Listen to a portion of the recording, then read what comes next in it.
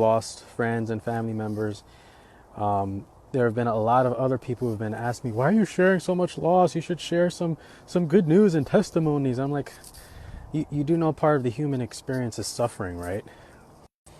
Like that's part of our walk with God, not just the joyous moments, but the arduous, painful moments, right? And in our cultural demise right now, we're seeing a lot of pain in many different areas and in many different ways, culturally, nationally, globally, but personally, right? And C.S. Lewis, in his book The Problem with Pain, says try to exclude the possibility of suffering, which the order of nature and the existence of free will is involved, and you find that you have excluded life itself. Like I said, a lot of people are asking me, why are you sharing stories of loss and grief? Because that's part of the human experience. And God uses even loss as an instrument of purifying hearts and drawing people to himself. Ecclesiastes says eternity is in the heart of man. And it reminds us how fragile life is, but also how important life is. Death reminds us that the very structure of this fallen world is out of order.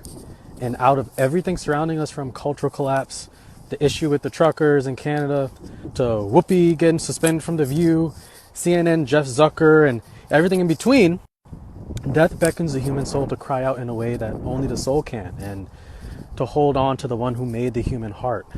The soul cries out for eternity, and pain and suffering is the loudspeaker to refocus the heart. And there are three main reasons why God chooses suffering to wake us up. One is Isaiah 48:10, where he says, I have refined you, but not as silver is refined. I have refined you in the furnace of suffering and affliction. It refines, sharpens, and strengthens us in a way joy never can. Second reason is to remind us life is but a vapor. You're here for a little time and you vanish away. It's a reminder that you're not here for long. Make every day the day that you make it right. And you don't ever know when the last day is, so that means you love under every and all circumstances, for our lives, all of our lives, are but a vapor. And lastly, the perfection of your soul. Right? Romans 5, Paul says, but we also glory in our sufferings, which is a weird thing to say. But he says, because we know that suffering produces perseverance, and perseverance proven character, and proven character hope. And hope does not disappoint, for the love of God is poured into our hearts by the Holy Spirit. So there is a glory in suffering that is the only way to purify the soul. Suffering is the most powerful means of waking people up to the fragility. Suffering is the only means to wake people up to the fragility of life and the one who conquered death, hell, and the grave, and that is Jesus.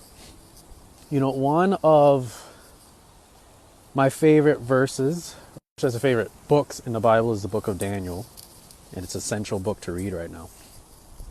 In Daniel chapter 7, after Daniel's getting explanations of the dream and of the end, for the book of Daniel is meant for the end time generation, me and you. Daniel chapter 7:25 talks about the Antichrist and what he's going to do to God's people. And it says very simply that he will try to wear down, or I shouldn't say he wouldn't try, it says that he will wear down the saints. In this hour, everything thrown against us has a goal, and that goal is to wear us out. Give up right now. If you're walking with Jesus, this is not the hour to give up. Because there will be many who will give up, and you're going to see that every day. People who will walk away from their faith because things are too hard. Things are too difficult. They're too overwhelming. Anxiety's at all-time high. Suicide rates are at all-time high. This isn't the time for you to give up. This is the time for you to stand firm and let nothing move you. Because greater is he who is in me than he who is in the world. Because 1 John 4:17, as he is, so are you in this world. And if Jesus went through things, you're going to go through things too. And it's why he gave us probably the greatest moments of comfort, where he says, in this world you'll have trouble, but take heart, for I have overcome the world. And also, lastly, is the promise of eternity. You can endure anything here in this earth. Absolutely anything and everything. Because you have that promise. And that's why Paul can say, your momentary afflictions, they don't outweigh glory. Glory outweighs your momentary afflictions. So if you're afflicted right now, it's okay. God is for you. And pain has a purpose. He's not going to leave you alone. So if you had to bury some people, if some people died unexpectedly, if you had to put a pet down, you'll see them again. We'll see them again. And that's the promise. That is why there is no other faith besides the faith and the doctrine of Jesus Christ that can give you the courage to endure anything. Atheism doesn't give you that. Hinduism doesn't give you that. Buddhism doesn't give you that. Islam, Muhammad sure as heck don't give you that. The only one who gives you hope in pain, in suffering, and the hereafter is Jesus. Right? So you can have a intellectual argument about the existence of pain and suffering, the purpose of moral suffering, the purpose of evil. You can have as many arguments as you want. But at the end of the day, if your worldview does not give you hope, if your worldview does not give you a sustaining power to endure, and if your worldview does not help you have an outlook that this is not the end, you have the wrong worldview. Your worldview is weak, and your worldview cannot keep you when the times get rough. But because if you are living and abiding in the presence of the Lord, because your worldview is eternal, you can endure anything.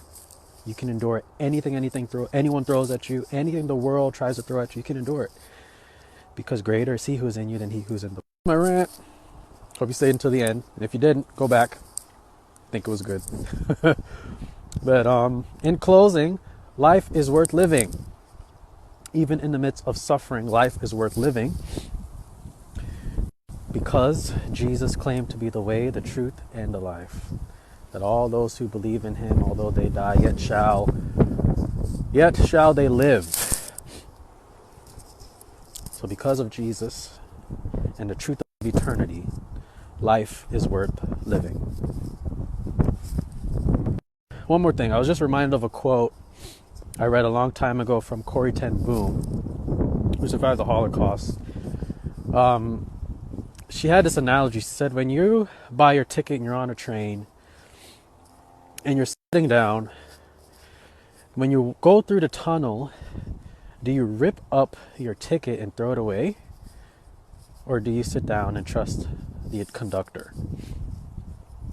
And that's a lot of us right now. A lot of us want to rip up our ticket on this train called life and throw it away. But don't throw it away. Trust the conductor. He knows where he's going.